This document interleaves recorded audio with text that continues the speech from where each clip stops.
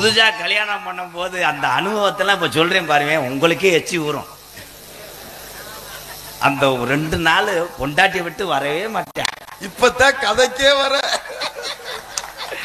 அது காப்பி ஓடிச்சுன்னா இவன் முதுவை தடவிட்டு அது போங்க எங்க அப்பா இருக்காரு, அவனை அங்கிட்டு போக சொல்லு.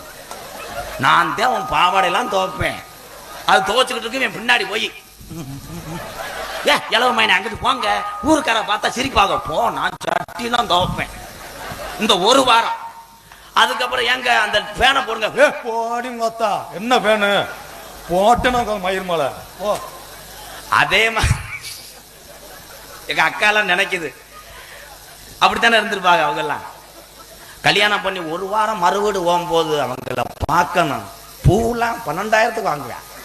அந்த பொம்பளைக்கு மசூரும் இப்படித்தான் இருக்கும், பூ வைக்க கழுத்தே அப்படி கிடக்கும், கழுத்து தலைவட்டா. அவன் வண்டி இந்த வண்டியில கிருந்து கிருந்து போவேன், அது பூவுக்கு அதுக்கு எங்க பிரேக் போடுங்க, கழுத்து இங்க குண்டிக்கு போதுங்க. இந்த கிளம்பிருச்சு, போத்தாய் ரேசரி செய்ய போடுறாங்களாம் போ. இதுகளை வச்சு அதுலயும் தூக்க வச்சு நடக்குது பயவில்லை.